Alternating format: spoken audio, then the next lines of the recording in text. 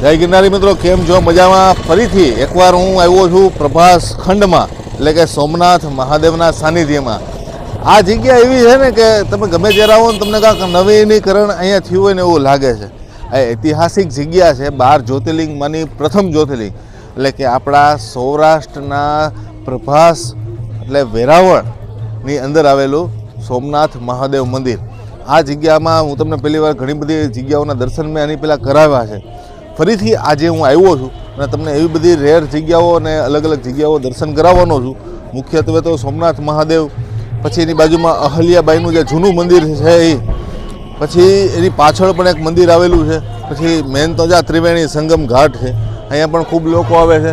સામે રામ મંદિર છે, આ બધું, અને સામેનું સ્મશાન ઘાટ પણ છે. અને અહીંયા તમને એક જૂનું કહેવાય કે પાંડવકાલીન એક મંદિર પણ બતાવેલું. આ બધા જૂના મંદિરોના મેં વિડીયો ઘણા ટાઈમ પહેલાં બનાવેલા છે. હવે અહીંયા બીજા પણ ઘણા બધા મંદિરો છે, એના પણ હું તમને દર્શન કરાવવાનો છું. એની સિવાય ભગવાન કૃષ્ણનું જ્યાં કહેવાય કે એનો છેલ્લો શ્વાસ જ્યાં લીધો એ આ પવિત્ર ભૂમિ છે, અને કહેવાય કે ભાલકા તીર્થ પણ અહીંયા છે. અને એની સાથે સાથે જ્યાંથી તીર છોડવામાં આવ્યું તે બાળગંગા નામની જગ્યા, તે પણ અહીંયા જ આવેલી છે. બધી જગ્યાના દર્શન તો ક્યારેક આપણે કરાવશું, સમય રહેશે ત્યારે. પણ આજે રવિવારનો દિવસ છે અને રજાનો દિવસ છે, એના કારણે અહીંયા આખું ફૂલ ચકાજામનો માહોલ થઈ ગયો છે. અને અલગ અલગ જગ્યાથી લોકો આવેલા છે. ખાસ તો હમણાં જે મોદી સાહેબ આવ્યા હતા એના કારણે અહીંયા ઘણું બધું રશ, ટ્રાફિક વધી ગયું છે. અત્યારે હું કહું ને તો ત્રિવેણી સંગમની આગળ એક ગીતા મંદિર છે અને એક શિવ મંદિર છે, જે મારા ગૂગલ મેપમાં આવેલું, એ તમને બતાવી દઈશ. એટલે એ બધા મંદિરના દર્શન કરવા માટે હું અત્યારે નીકળો છું. વોક કરતાં કરતાં ચાલીને જ જાઉં છું, જેથી હું છે આપણે અલગ અલગ મંદિરોના દર્શન થઈ શકે. એની સિવાય અહીંયા એક કામનાથ મહાદેવ મંદિર પણ રસ્તામાં આવ્યું છે. એટલે જ્યારે પણ તમે સોમનાથ આવો ને તો 2-3 દિવસનો ટાઈમ હોય તમારી પાસે, તો આ બધા મંદિરના પણ દર્શન કરી શકાય. એક આ શારદા પીઠ સોમનાથ મહાદેવ, અહીંયા કામનાથ મહાદેવ મંદિર છે.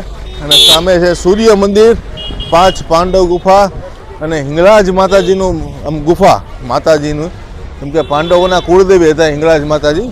એનો આ કહું ને તો સામેથી જ આખો અહીંયાથી આ ગલીમાંથી અંદર રસ્તો જાય છે, જેના પણ દર્શન જરૂર કરવા જોઈએ. અહીંયા ગ્રાઉન્ડ જેવું બનાવી દીધું છે, સામે પણ 2 મંદિર જેવું દેખાઈ રહ્યું છે. તો ક્યાં મંદિર છે, શું છે, આપણે અત્યારે એક્સપ્લોર કરી રહ્યા છીએ. હાલ હું ત્રિવેણી સંગમથી થોડોક ઉપરની સાઈડ ચાલું છું. એટલે આ જે સામે દેખાય ને સરસ્વતી નદી છે, અને એની બાજુમાં બીજી નદી છે. એવી 3 નદી એનું સંગમ અહીંયા થાય છે. વિશાળ સંગમ પટ છે. ત્યાં મને એક અહીંયા શિવ મંદિર દેખાણું છે ને, ત્યાંથી આખો તમને નજારો બતાવું, કેવો સુંદર નજારો અહીંયાથી આવે છે. સાથે સાથે આ મંદિરના પણ દર્શન કરાવું. અને આ રોડ પર છે ને 2 મંદિર આવે છે, એ 2 મંદિરના પણ તમને દર્શન કરાવવાનો છું. તો કાંઈ રસ્તો બંધ કરી દીધો છે, એટલે આપણે શોર્ટકટ રસ્તેથી જઈએ છીએ સીધા મંદિરે.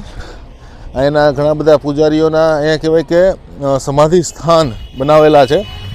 અને અહીંથી જે અદ્ભુત નજારો દેખાય છે, હા હા, આ બધા ફોરેનના પક્ષી કહેવાય છે. એ બધા અત્યારે અહીંયા આપણી લોકલ આઈટમ બધી ખાઈ રહ્યા છે.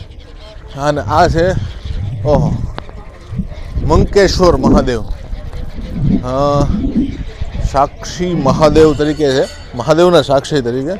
અને અહીંથી જે આના પક્ષીને કંઈક સારું નામ કહેવાય છે, હું નામ ભૂલી ગયો છું. તમને કાંઈ નામ ખબર હોય તો કહેજો. આ ઘણા બધા વિદેશી પક્ષીઓમાંના છે. સમરનો ટાઈમ છે, વિન્ટરનો, એટલા માટે અહીંયા થોડુંક સમર જેવું માહોલ હોય છે, એટલે અહીંયા આવે છે. અહીંયા નાનું કામનાથ મહાદેવ મંદિર, સાથે અહીંયા ઘણી બધી વિધિ વિધાન પણ થતા હોય છે. અને આ છે શ્રી મંકેશ્વર મહાદેવ. વાહ, મંકેશ્વર મહાદેવની જય હો. નંદીજી કાચબાજી નાનું મંદિર છે, અને કોક હજી હમણાં જ અભિષેક કરીને ગયો એવો માહોલ છે. મહા ગજાનંદ ગણપતિજી મહારાજની અદ્ભુત મૂર્તિ છે. સાથે સામે પણ એક અદ્ભુત મૂર્તિ પથ્થરમાં બનાવેલી છે. અને આ બાજુ વિષ્ણુ ભગવાનની કાળા કલરની મૂર્તિ છે. વાહ, જય મંકેશ્વર મહાદેવ. આ જે શ્રી મંકેશ્વર મહાદેવ છે એ આ ત્રિવેણી સંગમનું છેલ્લું મંદિર છે. આખો આ ઘાટ જ આખો બનાવેલો છે. અને વિદેશી પક્ષીઓ તમે જોઈ શકો છો. અને અહીંયા 3 નદીઓનો સંગમ છે, જેમાં કહેવાય કે હિરણ નદી મુખ્યત્વે જે કહેવાય ને કે સામેથી આવે છે, પછી સરસ્વતી નદી, અને સામેથી જે નદી આવે ને એ કપિલા નદી. એવી 3 નદીઓનો સંગમ આ સ્થાન ઉપર થાય છે. એ ખૂબ સુંદર કામ ચાલુ છે અને સાથે સાથે આ અદ્ભુત નજારો જોવો તમે. વાહ ભાઈ વાહ, એકદમ અદ્ભુત નજારો આ સંગમના ઘાટ ઉપર. ને અત્યારે શિયાળાનો ટાઈમ છે, એની વચ્ચે તમે જોઈ શકો છો. વાહ, એકદમ આમ ફૂલ ટ્રાફિક પણ છે, માણસો પણ છે, એની વચ્ચે આ પ્રકૃતિનો સુંદર નજારો પણ છે. આવો અદ્ભુત નજારો સોમનાથના ત્રિવેણી સંગમ ઘાટ પાસે તમે જોઈ શકો છો.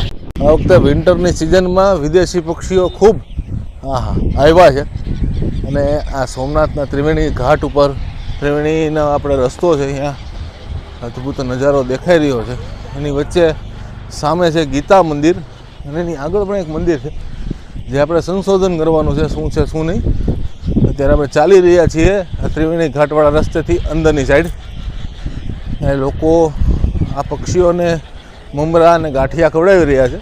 જો કે એનો ખોરાક નથી, હવે લોકોને કોણ સમજાવે.